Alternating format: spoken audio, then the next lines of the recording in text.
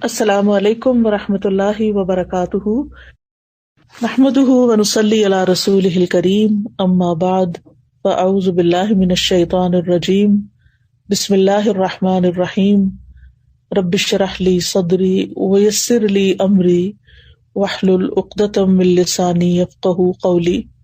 الحمدللہ، میرے لیے بہت خوشی کی بات ہے کہ مختلف جگہوں سے آج آپ لوگ یہاں پر جمع ہیں اور اللہ کی خاطر جمع ہیں، اور اللہ کی خاطر اکٹھے ہونے کا اجر و ثواب بھی کچھ اور ہے۔ اللہ کی خاطر آپس کی محبت جو ہے وہ ایمان کا مضبوط ترین کڑا ہے، ایمان کی مضبوطی ہوتی ہے اس سے۔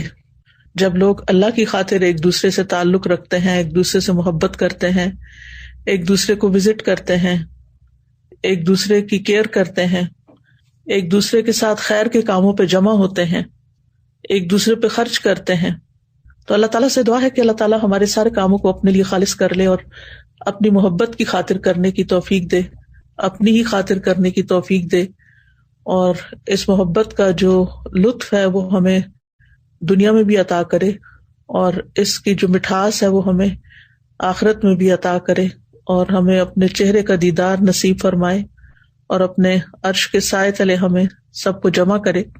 دنیا کے یہ فاصلے کوئی حیثیت نہیں رکھتے، کیونکہ انسان جب اللہ کی خاطر کسی سے محبت کرتا ہے تو چاہے وہ دنیا کے کسی بھی حصے میں ہو، کہیں پر بھی ہو، اور نہ صرف یہ کہ مکان کے اعتبار سے، زمان کے اعتبار سے، یعنی زمانے کے اعتبار سے بھی اگر صدیوں کا بھی فاصلہ ہو تو وہ بھی کوئی معنی نہیں رکھتا، جیسی ہماری صحابہ کرام سے اور تابعین سے اور تبع تابعین سے اور علماء امت سے محبت ہے، اور وہ بھی صرف اور صرف دین ہی کی وجہ سے ہے، اللہ ہی کی خاطر ہے۔ تو یہ محبتیں انسان کو بہت کچھ سکھا جاتی ہیں، اور زندگی میں بہت سے مواقع پر انسان کے لیے بڑی تقویت کا باعث ہوتی ہیں۔ تو اللہ تعالیٰ ہم سب کو اپنے لیے خالص کرے اور اپنی رحمتوں سے نوازے۔ تو اب میں بات آپ لوگوں سے کروں گی نماز کے حوالے سے۔ الحمدللہ ہم سب نماز پڑھتے ہیں، اور ہم سب کو اپنی نمازوں کی فکر بھی ہوتی ہے، اور ہم نماز سے متعلق کورسز وغیرہ بھی کرتے رہتے ہیں، پڑھتے بھی ہیں، پڑھاتے بھی ہیں، اور اپنی تمام حرکات اور سکنات سنت کے مطابق کرنے کی کوشش کرتے ہیں۔ لیکن نماز کا ایک ظاہری پہلو ہے اور ایک اس کا روحانی یا باطنی پہلو ہے۔ کوئی عمل اسی وقت درست ہوتا ہے جب اس کے یہ دونوں پہلو جو ہیں وہ درست ہوں۔ ایک یہ کہ انسان کے عمل میں اخلاص ہو، اللہ کی خاطر کرنے والا، اور دوسرا یہ کہ ظاہری عمل جو ہے وہ سنت کے مطابق ہو۔ اخلاص کا تعلق ہمارے دل سے ہے اور ہماری نیت سے ہے، اور سنت کا تعلق ہمارے ظاہری اعمال سے ہے۔ تو الحمدللہ ہم سب نے کوشش کر کے، محنت کر کے اپنی نمازیں جو ہیں وہ سنت کے مطابق کرنے کی کوشش کی ہے۔ اپنا قیام، اپنا رکوع، اپنے سجود، ان تمام چیزوں کو بہترین سے بہترین کرنے کی کوشش کرتے رہتے ہیں۔ لیکن اس کے ساتھ ساتھ یہ بھی بڑا ضروری ہے کہ ہم اپنے اندر کو بھی مزید بہتر بنائیں، کیونکہ مجھے ہمیشہ اس بات کی بہت فکر رہتی ہے۔ میں اللہ تعالیٰ سے دعائیں بھی مانگتی ہوں کہ اللہ تعالیٰ میری نماز اپنی پسند کے مطابق کر لے، اور پھر جب یہ اللہ تعالیٰ کا فرمان پڑھتی ہوں کہ الذین ھم فی صلاتہم خاشعون، یقیناً وہ مومن فلاح پا گئے جو اپنی نمازوں میں خشوع اختیار کرتے ہیں، تو کیا کروں، خیالات بھٹک جاتے ہیں اور ادھر ادھر کی سوچیں آنے لگتی ہیں اور فکر لگ جاتی ہے۔ کوشش کے باوجود بھی یہ بہت ہی کٹھن مرحلہ ہے، بڑی دشوار گھاٹی ہے جس کو عبور نہیں کر پائی۔ تو اسی سوچ کے تحت آپ لوگوں کے ساتھ دوبارہ کچھ باتیں شیئر کرنے لگی ہوں۔ بہت سال پہلے 90s کے اینڈ میں میں نے ایک لیکچر دیا تھا، نماز کیا سکھاتی ہے۔ اس کے بعد خشوع کے موضوع پر بھی کئی دفعہ بات کرنے کا موقع ملا، لیکن مجھے لگتا ہے یہ ایسا ٹاپک ہے کہ جس پر جتنی دفعہ بھی بات کی جائے اتنی ہی کم ہے۔ تو آج چند باتیں آپ کے ساتھ شیئر کروں گی تاکہ میری نماز بھی درست ہو جائے اور آپ کی بھی ہو جائے، اور اللہ سبحانہ وتعالیٰ اس کے اندر واقعی ایک ایسی کیفیت پیدا کر دے کہ جب نماز پڑھ کے اٹھے تو لگے کہ واقعی اللہ سے ملاقات کر کے آئے ہیں۔ تو سوال یہ پیدا ہوتا ہے کہ ہم اپنے رب عظیم کے سامنے کس طرح کھڑے ہوں نماز میں۔ تو رب کے سامنے کھڑے ہونے میں بندے کی دو حالتیں ہوتی ہیں، یعنی دو چیزوں کو انسان دیکھتا ہے۔ ایک اللہ سبحانہ تعالیٰ کے رب ہونے کی عظمت، اور دوسرے اپنے بندہ ہونے کی ذلت. یعنی اللہ عظیم ہے، بڑا ہے، بلند ہے، اور میں ایک حقیر بندہ ہوں. میں اس کے آگے جھک رہا ہوں، میں اس کے آگے کھڑا ہوں. اور وہ رب السماوات والارض ہے اور رب العرش العظیم ہے، اور میں عبد فقیر ہوں، محتاج ہوں، کمزور ہوں، فانی ہوں. تو جب انسان اللہ کی عظمت اور بڑائی کو ذہن میں رکھتا ہے اور اپنی کمزوری کو ذہن میں رکھتا ہے تو آغاز بہت اچھا ہوتا ہے. جب کبھی میں کائنات کے بارے میں پڑھتی ہوں، اس کی وسعت کے بارے میں، اس کی ہیبت کے بارے میں، کہ کس قدر ستارے اور سیارے اور کیا کیا چیزیں اللہ نے تخلیق کی ہیں اور کیا کچھ بنایا ہے. ایکچولی میں اپنے انسٹاگرام پر فالو کرتی ہوں ناسا کی سائٹ کہہ لیں جو بھی، اور اسی طرح نیشنل جیوگرافک، لیکن نیشنل جیوگرافک اتنا فائدہ مند نہیں ہے. ناسا جو تصویریں ریلیز کرتا ہے مختلف پلانٹس کی اور مختلف اللہ سبحانہ تعالیٰ کی جو تخلیق ہے آسمانوں میں، اور نیشنل جیوگرافک بیسیکلی زمین میں جو کچھ مختلف مقامات ہیں ان کے بارے میں مختلف تصاویر وغیرہ شیئر کرتا ہے. اور میں ایسی نیوز کو فالو بھی کرتی ہوں جو نئی نئی تحقیقات اور نئی ریسرچز اور نئی ڈسکوریز سامنے آتی ہیں. چونکہ یہ میڈیا جو ہے یہ مختصر ہوتا ہے، تھوڑی سی دیر میں انسان کچھ نہ کچھ جان لیتا ہے. تو آپ یقین کریں کہ جس دن میں نے کوئی ایسی چیز پڑھی ہوتی ہے اس دن میرے دل کی کیفیت ہی کچھ اور ہوتی ہے. اور جب نماز میں وہ خیال مجھے آ جاتا ہے، کیونکہ ہم جو کچھ پڑھتے کرتے ہیں وہی چیزیں نماز میں آتی ہیں نا، تو جب وہ نماز میں خیال آ جاتا ہے مجھے، تو واقعی میرے اندر ایک اور ہی طرح کی نماز کے اندر کیفیت آتی ہے اور پھر آنسو بھی گرنے لگتے ہیں. لیکن اگر اللہ تعالیٰ کی عظمت کا خیال نہ ہو تو پھر نماز بے روح سی ہوتی ہے. پھر ساتھ ہی سمندروں کے اندر کی مخلوقات اور عجیب و غریب مخلوقات اور پرندوں کے رنگ اور پھولوں کے، اور زمین کو بھی پوری طرح انسانوں نے ڈسکور نہیں کیا. مختلف مقامات کو آپ دیکھیں، باقی تو چھوڑیں، اگر آپ نے اپنے انڈور کوئی پلانٹس وغیرہ رکھے ہوں گے، جیسے میں نے اپنے اندر ہی کمرے میں رکھے، کیونکہ یہاں باہر تو اتنی سخت سردی ہے کہ نکلنے کا موقع کم ہی ملتا ہے، اور سردیوں میں درخت بھی ٹنڈ منڈ ہو جاتے ہیں. تو میں دیکھتی ہوں کہ کس طرح ایک پتا نکلتا ہے اور کس طریقے سے وہ گرو کرتا ہے، اور تھوڑی سی مٹی ہے پاٹ میں، کیا چیز ہے اس کے اندر جو مدد دے رہی ہے اس کو گرو کرنے میں. تو اللہ سبحانہ تعالیٰ کی قدرت یاد آتی ہے نا. یعنی کائنات ایسی چیز ہے جس میں غور و فکر کرنے سے اور اللہ تعالیٰ کی مخلوقات میں غور و فکر کرنے سے اللہ سبحانہ تعالیٰ کی عظمت کا احساس دل میں بہت بڑھتا ہے. یہ کونی آیات ہیں نا جن کے اندر ہمیں غور کرنا چاہیے اور اس بات پر ایمان رکھنا چاہیے کہ یہ اللہ سبحانہ تعالیٰ ہی کی تخلیق ہے. اور پھر اس سے آگے یہ کہ یہ سوچنا چاہیے کہ یہ سب کچھ اللہ کی تسبیح بھی کر رہا ہے. وَإِن مِّن شَيْءٍ إِلَّا يُسَبِّحُ بِحَمْدِهِ وَلَٰكِن لَّا تَفْقَهُونَ تَسْبِيحَهُمْ. یہ ساری مخلوقات اپنے رب کو پہچانتی ہیں، اس کی وحدانیت کی گواہی دیتی ہیں، اس کی حمد کے ساتھ اس کی تسبیح بیان کرتی ہیں. اور کُلٌّ قَدْ عَلِمَ صَلَاتَهُ وَتَسْبِيحَهُ، ہر ایک نے یقیناً اپنی نماز اور اپنی تسبیح جان لی ہے، سب کو پتا ہے. تو اگر ہم اللہ سبحانہ تعالیٰ کی اس کائنات کو ذہن میں رکھ کے اللہ اکبر کہتے ہیں یا سبحان اللہ کہتے ہیں تو وہ کیفیت ہی کچھ اور ہوتی ہے.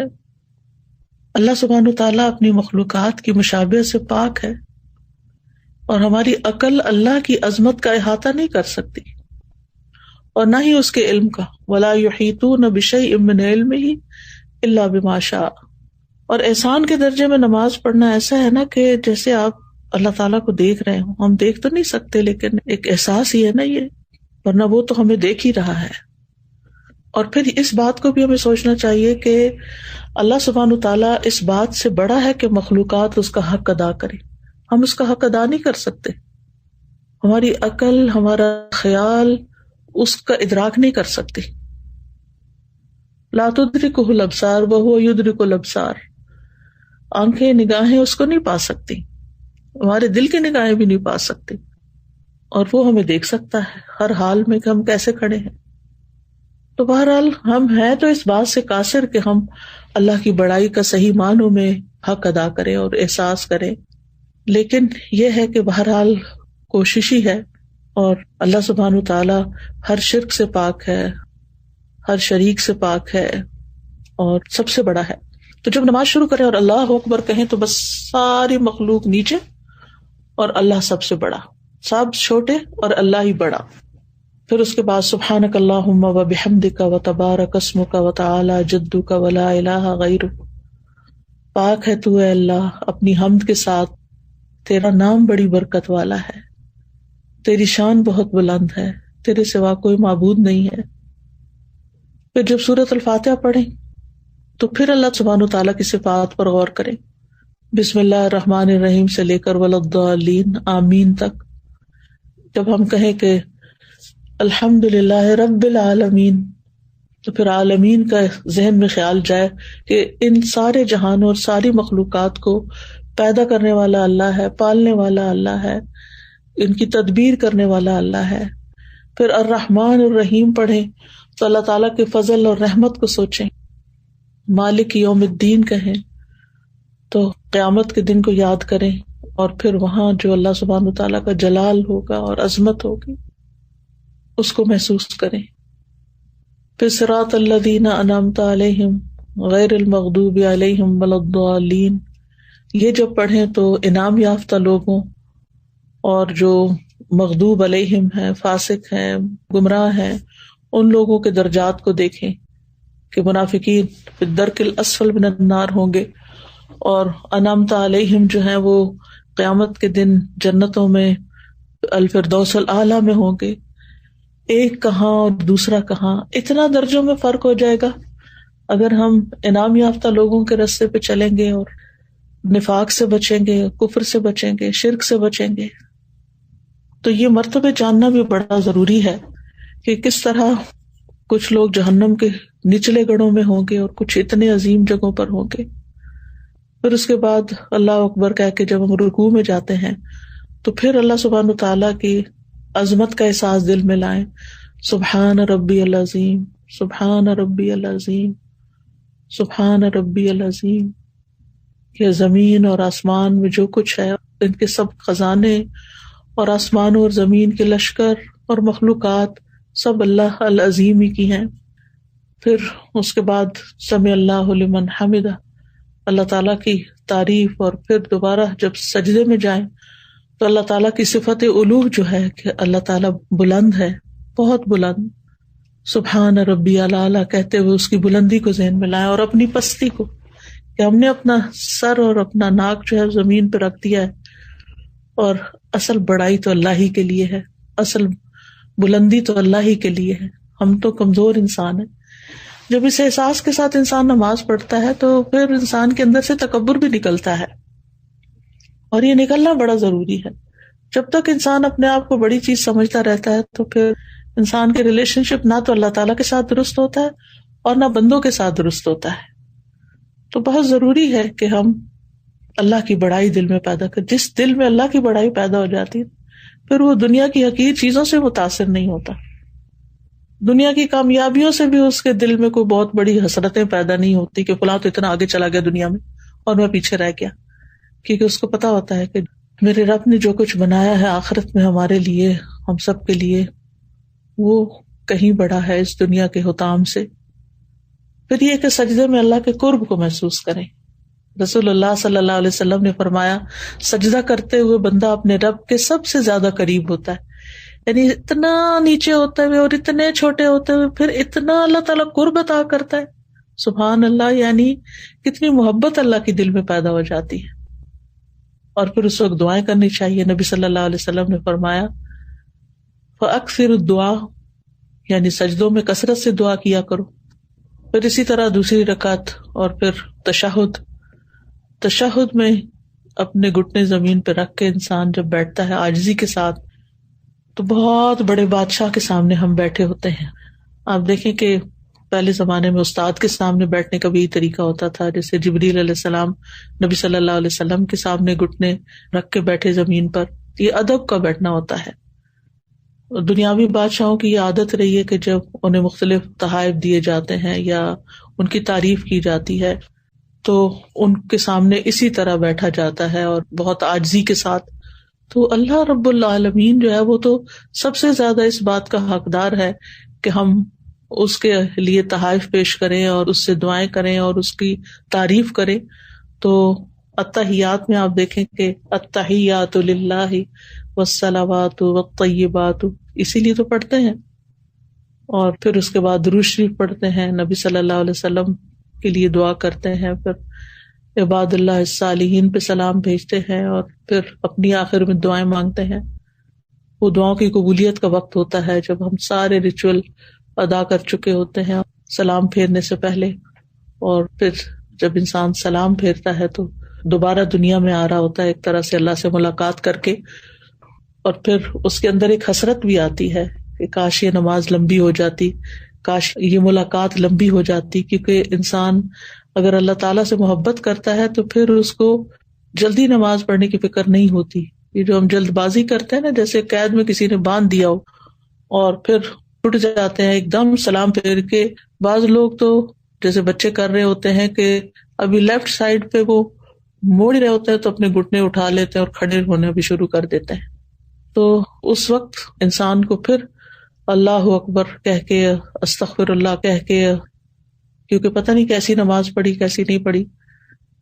تو جس کا دل زندہ ہوتا ہے, جس کے دل میں اللہ کا ذکر ہوتا ہے, جس کے دل میں اللہ کی محبت ہوتی ہے, جو دل اللہ سے مانوس ہوتا ہے, جو اللہ تعالیٰ سے سرگوشیاں کرتا ہے, اس کی نماز کا لطف ہی کچھ اور ہوتا ہے. اور نبی صلی اللہ علیہ وسلم اسی لیے فرمایا کرتے تھے جب دنیا کے کاموں سے تھک جاتے تھے کہ اقیم الصلاۃ یا بلال ارحنا بہا, بلال اقامت کو اذان دو تاکہ ہم راحت پائیں. تو نماز دراصل ہمیں راحت پہنچانے کا ذریعہ, اور آپ اس کو محسوس کر سکتے ہیں. اگر آپ واقعی اس کا حق ادا کرتے ہوئے نماز پڑھیں تو آپ کو یوں محسوس ہوگا کہ جیسے آپ کی تھکاوٹ اتر گئی. فزیکلی بھی انسان اوپر نیچے ہوتا ہے, رکوع اور سجدہ جم کے کرتا ہے, اور پھر صحیح معنوں میں دعا بھی کرتا ہے. تو آپ اس کا ایکسپیرینس کریں گے اور کیا بھی ہوگا کہ کس طرح آپ ریلیکس ہو کے اٹھتے ہیں, اور آپ کی ایک نرشمنٹ ہو چکی ہوتی ہے, اور روحانی طور پر بھی آپ اسٹرانگ ہوتے ہیں, فزیکلی بھی آپ ایکٹیو ہو جاتے ہیں, اور ایک عجب خوشی لے کے آپ اٹھتے ہیں جیسے آپ نے سارے بوجھ اتار دیے. اور یہ بھی ایک حقیقت ہے کہ جب انسان رکوع اور سجدہ کرتا ہے تو اس کے گناہ اس کے کمر پہ لا کے رکھ دیے جاتے ہیں, اور پھر وہ اٹھتا ہے تو وہ گر چکے ہوتے ہیں. تو نماز کے بعد وہ گناہوں سے پاک ہو چکا ہوتا ہے. تو اللہ سبحانہ وتعالیٰ سے دعا ہے کہ ہمیں اللہ تعالیٰ نمازوں کا حق ادا کرنے کی توفیق دے, اور جو باتیں ہم نے کی ہیں ہمارے عمل میں لے آئے. اللہ سبحانہ وتعالیٰ ہمیں اپنے مخلص بندوں میں شامل کرے, ان لوگوں میں جن سے اللہ تعالیٰ محبت کرتا ہے, اور ہماری نمازوں کو واقعی اللہ تعالیٰ ایسی نمازیں بنا دے کہ جو ہمارے حق میں حجت ہوں, ہمارے خلاف حجت نہ ہو. اور جب ہم اللہ تعالیٰ سے ملاقات کریں تو جس طرح اس ملاقات میں ہمیں ایک طرح سے خوشی نصیب ہوتی ہے, اللہ تعالیٰ وہاں بھی ہمیں اپنی ملاقات کے وقت خوش کر دے اور ہمیں بخش دے, یعنی ہمارا محاسبہ نہ کرے. اگر ہم اس دنیا میں اپنی نمازوں میں اپنا محاسبہ کرتے رہتے ہیں تو انشاءاللہ اللہ سبحانہ وتعالیٰ آخرت کے حساب کو آسان کر دے گا. تو یہ چند باتیں تھی میری طرف سے آپ کے لیے ایک تحفہ